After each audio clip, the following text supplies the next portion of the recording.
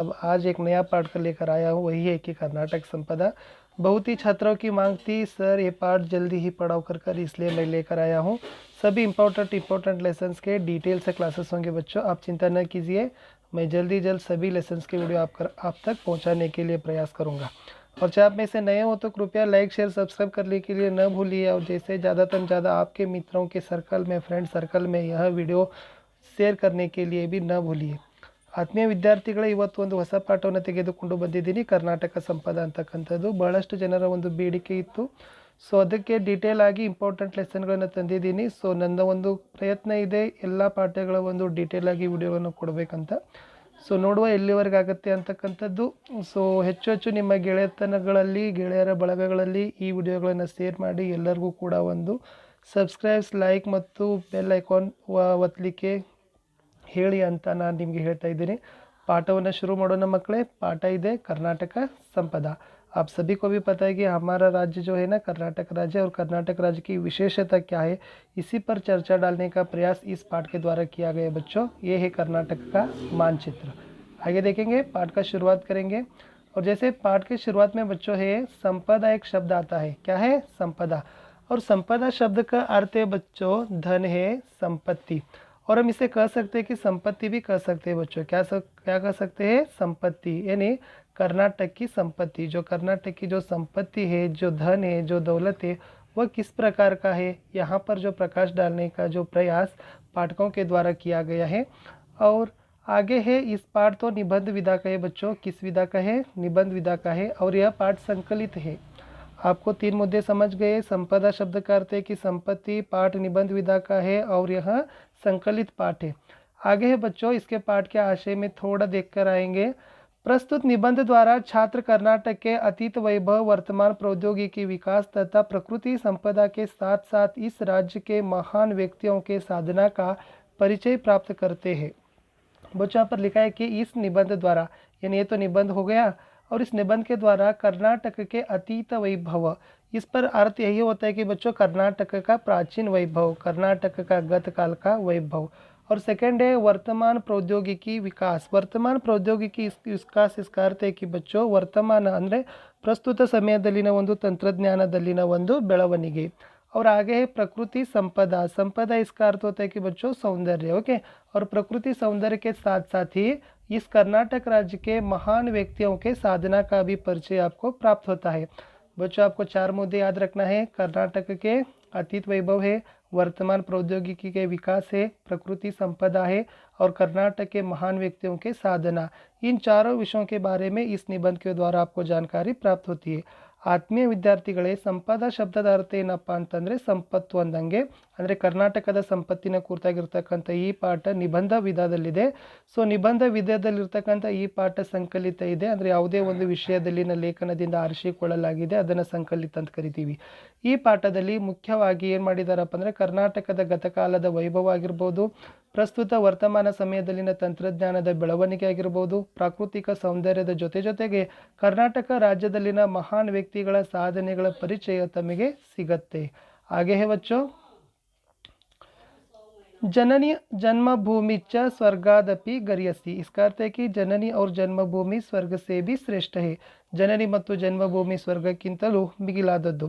प्रत्येक व्यक्ति का अपनी जन्मभूमि से अनुराग और उस पर अभिमान करना सहज है। यहाँ पर लिखा गया कि प्रत्येक व्यक्ति ने अपने जन्मभूमि से अनुराग, इसका अर्थ है कि लगाव, प्रेम। यानी हमारे जन्मभूमि पर हमारा जो प्रेमी होता है, लगाव तो ज़्यादा होता है। जिस प्रकार माँ के साथ होता है ना प्रेम, उसी प्रकार जन्मभूमि के साथ भी होता है। और जैसे ही उस पर अभिमान रहना भी सहज गुण है। यानी हमारे जन्मभूमि पर हमारा अभिमान होना भी गर्व का बात होता है।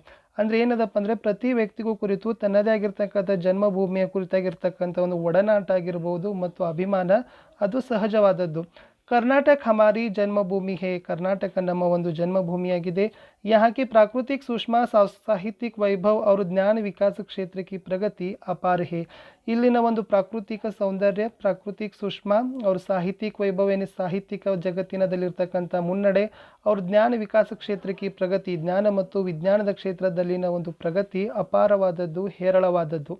देश विदेश के लोग यहाँ के तकनीकी के विकास के लिए मुक्त कंठ से प्रशंसा करते हैं, यानी जो हमारे देश और विदेश के लोग हैं जो कर्नाटक के जो तकनीकी का विकास है, जो टेक्नोलॉजी डेवलपमेंट है, उससे मुक्त कंठ से प्रशंसा करते हैं, उस पर बहुत ही उन्होंने वर्णन करते हैं तकनीकी के विकास के लिए। ದೇಶ ವಿದೇಶದ ಜನರು ಇಲ್ಲಿನ ತಂತ್ರಜ್ಞಾನದ ಬೆಳವಣಿಗೆ ಕುರಿತು ಮುಕ್ತ ಕಂಠದಿಂದ ವರ್ಣನೆಯನ್ನು ಮಾಡ್ತಾರೆ। इस संदर्भ में प्रस्तुत पाठ अत्यंत प्रासंगिक एवं सार्थक है। ಈ ಕಾರಣಕ್ಕಾಗಿ ಈ ಒಂದು ಪಾಠ ನಿಜಕ್ಕೂ ಕೂಡ ಒಂದು ಬಹಳಷ್ಟು ಒಂದು ಉದ್ದೇಶವನ್ನು ಹೊಂದಿರತಕ್ಕಂಥದ್ದು, ಸಾರ್ಥಕ ಪ್ರಯತ್ನವನ್ನು ಮಾಡಿದೆ ಅಂತಕ್ಕಂಥದ್ದು ಏನು ಮಾಡ್ತಾರಪ್ಪ ಅಂದರೆ ಹೇಳ್ತಾರೆ। यहाँ पर एक टिप्पणी में एक शब्द है विस्परिंग गैलरी। ओके, क्या है देख लेंगे इसके बारे में। यह विजयपुर के विश्वविख्यात गोल गुंबज में है, यानी जो विस्परिंग गैलरी है ना बच्चों, ये विस्परिंग गैलरी कहाँ है? विजयपुरा के, जो कर्नाटक के विजयपुर के ज़िले में है, जो वहाँ पर प्रसिद्ध गोल गुंबज है ना, उस गोल गुंबज में विस्परिंग गैलरी है। ये देखो बच्चों, इसे विस्परिंग गैलरी कहते हैं। जो इस किला के ना, इस महल का जो ऊपरी भाग होता है ना, उसे कहते हैं कि विस्परिंग गैलरी कहते हैं। क्या कहते हैं? Whispering gallery. आगे क्या है? इसकी वास्तुकला अनोखी है, यानी जो विजयपुर की जो गोल गुंबज है ना, उसकी वास्तुकला क्या है कि बच्चों अनोखी है। अनोखी यानी अद्भुत है।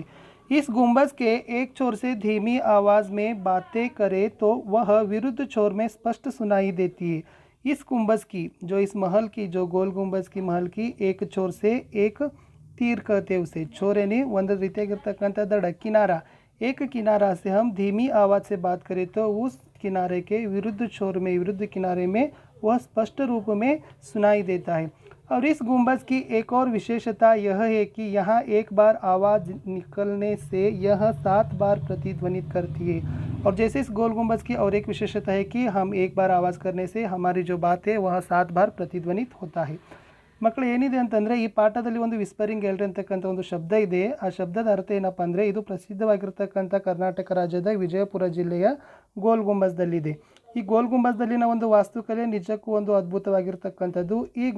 ಈ ಒಂದು ಗೋಲ್ ಗುಂಬಜ್ದಲ್ಲಿ ಏನಿದೆಪ್ಪ ಅಂದರೆ, ಒಂದು ದಡದಿಂದ ನಾವು ನಿಧಾನವಾಗಿ ಮಾತನಾಡಿದರೆ ಅದರ ಒಂದು ವಿರುದ್ಧದಲ್ಲಿರ್ತಕ್ಕಂಥ ದಿಕ್ಕಿನಲ್ಲಿನೂ ಕೂಡ ಸ್ಪಷ್ಟವಾಗಿ ಆ ಮಾತು ನಮಗೆ ಕೇಳಿ ಬರ್ತದೆ।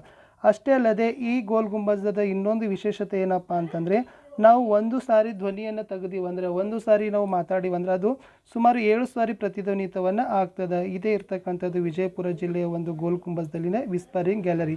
ಆ ಮೇಲ್ಭಾಗದಲ್ಲಿ ಗುಮ್ಮಟದಲ್ಲಿ ಏನೊಂದು ಇದೇನು ಇರ್ತದಲ್ಲ, ಸೊ ಅದನ್ನೇ ನಾವು ವಿಸ್ಪರಿಂಗ್ ಗ್ಯಾಲರಿ ಅಂತ ಕರಿತೀವಿ। सो बच्चों, अब है इस पाठ के नए शब्दों के बारे में हम जानकारी प्राप्त करेंगे और नए शब्द कौन कौन से, और उसी के साथ उसका अर्थ भी हम समझने के लिए प्रयास करेंगे। बच्चों, यहाँ पर है आबादी है। आबादी को हम कहते हैं कि कन्नड़ में जनसंख्या कहते हैं। और सेकंड है कि सवारना है, और सवारना यानी सिंगरिसु। और सूक्ष्मा है, सूक्ष्मा को हम सौंदर्य भी कहते हैं, अलौकिक सौंदर्य, वेरी ब्यूटीफुल। और लहराना है, लहराना इसका अर्थ है कि बाವುಟ ಹಾರುವುದು। छोर है, छोर को किनारा कहते हैं, नदिया तीर ಒಂದು ದಡ ಅಂತೀವಿ। और घाट को हम घट्ट कहते हैं, घाट्स। और आवली है, आवली को एक कतार कहते हैं, सालू। और दिग्गज है, दिग्गज को दिग्गजरू, महान व्यक्ति या नेता को कहते हैं। प्रौद्योगिकी इसका अर्थ है कि टेक्नोलॉजी, तंत्रज्ञान। उपलब्धि इसका अर्थ है कि अचीवमेंट, प्राप्ति, सिद्धि। और पटल है, पटल को हम पर्दे कहते हैं, पर्दा, कर्टन भी कहते हैं। धातु है, धातु को मेटल या धातु कहते हैं। और इस्पात है, इस्पात को हम आयरन एंड स्टील, कब्बिण भी कहते हैं। और विपुल है, विपुल शब्द का अर्थ है कि अधिक, विपुल अधिकವಾಗಿರ್ತಕ್ಕಂಥದ್ದು। आगार है, आगार शब्द का अर्थ होता है बच्चों घर, हाउस। सिंचना है, सिंचना का अर्थ होता है कि भिगोना या पानी देना, सिंपಡಿಸುವುದು। ऊर्जा को इलेक्ट्रिसिटी, विद्युत शक्ति कहते हैं। वास्तुकला यानी वास्तुकले है, आर्किटेक्चर कहते हैं। और प्रतिमा है, प्रतिमा को मूर्ति कहते हैं, और जैसे आइडल। और अद्वितीय इसका अर्थ है कि अद्वितीय है, जिसके समान दूसरा न हो, इसे अद्वितीय कहते हैं। और दृष्टांत है, दृष्टांत यानी हम निदर्शन भी कहते हैं, उदाहरण कहते हैं, इलस्ट्रेशन। श्रीविद्धि इसका अर्थ है कि प्रगति या उन्नति होती है। और योगदान यानी कंट्रीब्यूशन, ಕೊಡುಗೆ। और लास्ट का शब्द है जो बच्चों अनमोल है ना, जो अनमोल, इस शब्द का अर्थ है कि अमूल्य या बेजोड़। इस प्रकार इस पाठ में नए नए शब्दों के अर्थ है। आप दोबारा पाठ को पढ़ने से, शब्दार्थ को सुनने से आपको अर्थ आसान से समझ में आ जाएगा। बच्चों, अब देखेंगे आगे कई टिप्पणी है। इस टिप्पणी में के 5 शब्द है, और इस 5 शब्दों को आपको एब्रीवेशन समझना है, विस्तृत रूप। पहला है HAL है, HAL को हिंदुस्तान एरोनॉटिकल लिमिटेड कहते हैं। HMT है, HMT को हिंदुस्तान मशीन टूल्स कहते हैं। ITI है, ITI को इंडियन टेलीफोन इंडस्ट्रीज़ कहते हैं। BEL है, BEL को भारत इलेक्ट्रॉनिक्स लिमिटेड कहते हैं। और BHEL है, जो BHEL को भारत हेवी इलेक्ट्रॉनिक्स लिमिटेड कहते हैं। पहले देखेंगे HAL के बारे में। देखो बच्चों, HAL है ना, हिंदुस्तान एरोनॉटिकल्स लिमिटेड, इसमें एयरक्राफ्ट के संबंधित जेट इंजन हो, हेलीकॉप्टर हो और इससे भागों के संबंधित इसके भाग के उत्पादन HAL में किया जाता है। ಸೊ ಏರ್ಕ್ರಾಫ್ಟ್ ಆಗಿರ್ಬೋದು, ಜೆಟ್ ಇಂಜಿನ್ಗಳು, ಹೆಲಿಕಾಪ್ಟರ್ ಮತ್ತು ಅದರ ಭಾಗಗಳ ಒಂದು ಉತ್ಪಾದನೆಯನ್ನು HALನಲ್ಲಿ ಉತ್ಪಾದನೆಯನ್ನು ಮಾಡ್ತಾರೆ ಮಕ್ಕಳೇ. ಎರಡನೇದಿದೆ HMT ಇದೆ. ಸೊ ನಿಮ್ಗೆಲ್ರಿಗೂ ಗೊತ್ತಾಗಿರ್ತಕ್ಕಂಥದ್ದು ಕೈಗಡಿಯಾರವನ್ನು ಅಧಿಕ ಪ್ರಮಾಣದಲ್ಲಿ ಉತ್ಪಾದನೆಯನ್ನು ಮಾಡ್ತಕ್ಕಂಥ ಒಂದು ಕಂಪನಿ HMT ಅಂತೀವಿ. ಸೊ ಮುಂದಿಂದಿದೆ ITI ಇದೆ. ITI ಅನ್ನೋದ್ರೆ ನಾವೇನಂತ ಕರಿತೀವಪ್ಪ ಅಂತಂದರೆ ಇಂಡಿಯನ್ ಟೆಲಿಫೋನ್ ಇಂಡಸ್ಟ್ರೀಸ್. ಇದು ಮುಖ್ಯವಾಗಿ ಟೆಲಿಕಾಮ್ಗೆ ಸಂಬಂಧಪಟ್ಟಂತೆ ಸ್ವಿಚಿಂಗ್ ಆಗಿರ್ಬೋದು, ಟ್ರಾನ್ಸ್ಮಿಷನ್ ಆಗಿರ್ಬೋದು, ಎಕ್ಸಸ್ ಮತ್ತು ಸಬ್ಸ್ಕ್ರೈಬರ್ ಪ್ರೈಮಸಸ್ ಟೂಲ್ಸ್ಗಳನ್ನು ಉತ್ಪಾದನೆ ಮಾಡ್ತಕ್ಕಂಥ ಕೆಲಸ ಈ ITI ಏನು ಮಾಡ್ತದಪ್ಪ ಅಂದರೆ ಕೊಡೋ ಕೆಲಸವನ್ನು ನಿರ್ವಹಿಸ್ತದೆ. ನಾಲ್ಕನೇದಿದೆ ಮಕ್ಕಳೇ BEL ಇದೆ, ಭಾರತ್ ಎಲೆಕ್ಟ್ರಾನಿಕ್ಸ್ ಲಿಮಿಟೆಡ್ ಇದೆ. ಮುಖ್ಯವಾಗಿ ಇಂಡಿಯನ್ ಆರ್ಮಿಗೆ ಸಂಬಂಧಪಟ್ಟಂತೆ ಎಲೆಕ್ಟ್ರಾನಿಕ್ಸ್ ಪ್ರಾಡಕ್ಟ್ಗಳನ್ನು ಈ BEL ಉತ್ಪಾದನೆಯನ್ನು ಮಾಡುತ್ತೆ. ಕಡೆಯದಾಗಿ ಇದೆ ಮಕ್ಕಳೇ BHEL ಇದೆ. ಇದನ್ನು ಭಾರತ್ ಹೆವಿ ಎಲೆಕ್ಟ್ರಾನಿಕ್ಸ್ ಲಿಮಿಟೆಡ್ ಅಂತ ಕರಿತೀವಿ.